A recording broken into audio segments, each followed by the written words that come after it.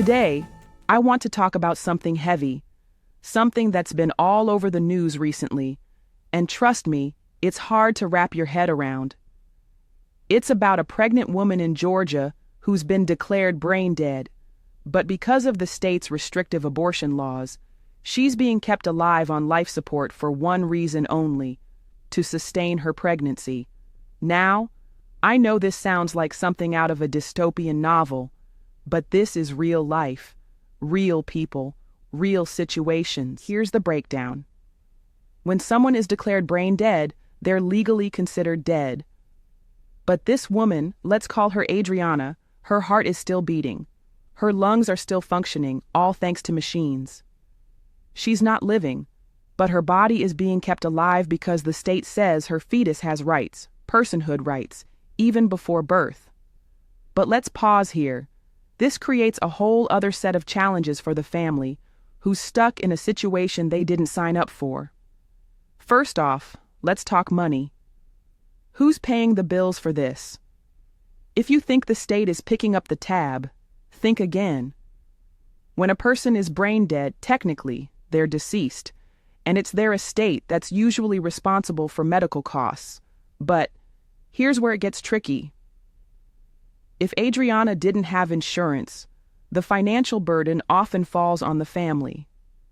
And if the family can't pay, hospitals sometimes just write it off as a loss. But not here. This family is stuck with these bills, even though they didn't ask for this situation, and the state law is forcing them into this position. And here's another thing. When someone is brain dead, they get a death certificate. Yes, that's right. They're considered deceased. But in Georgia, they're forcing her to stay on life support against her family's wishes just so that her pregnancy can be carried to term. This brings up the big question: why can't the family just transfer her to another facility to let her go peacefully? The answer? The state's abortion laws. These laws grant the fetus personhood rights, and because of that, the hospital is legally obligated to keep Adriana's body alive even though she's already gone.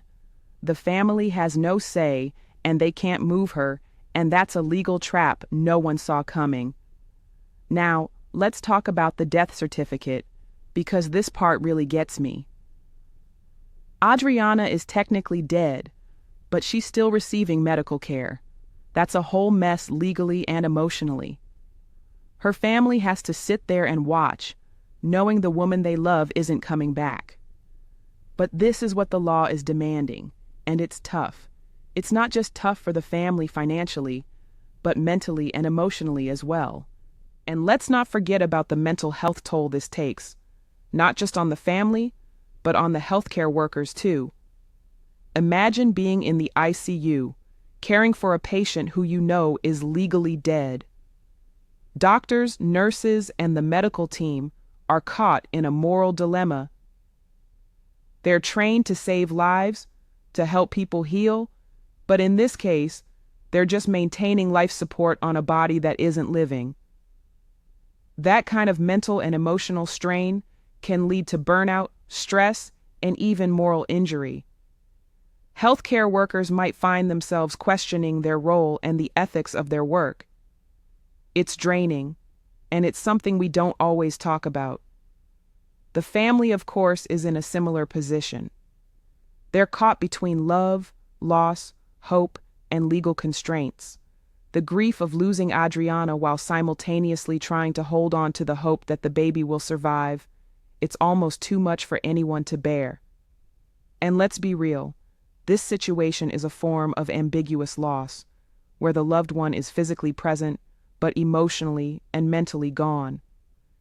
It makes the grief process more complicated, and families may find themselves unable to fully mourn until the situation is resolved.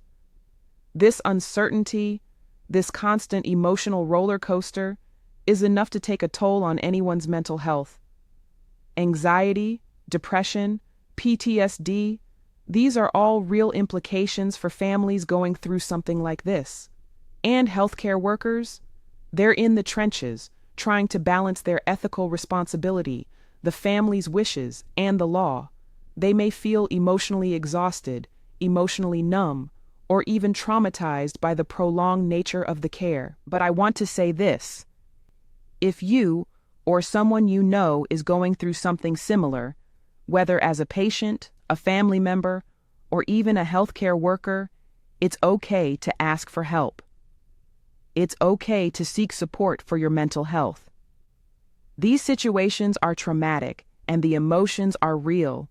We need to take care of ourselves, mentally, emotionally, and physically, because it's in those moments of care that we find our strength to keep going.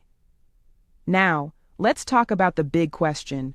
Should the state be responsible for paying these bills since it's their law keeping this woman alive? While it might seem like the state should bear that financial burden, the law doesn't work that way. It's the family and the estate that are responsible for the medical bills in this case. And the hospital, well, they're just doing what they're legally required to do under Georgia law, even though it seems like an impossible situation. This is why it's so important to stay informed, to understand your rights, and to know that you have a voice, even in the hardest situations.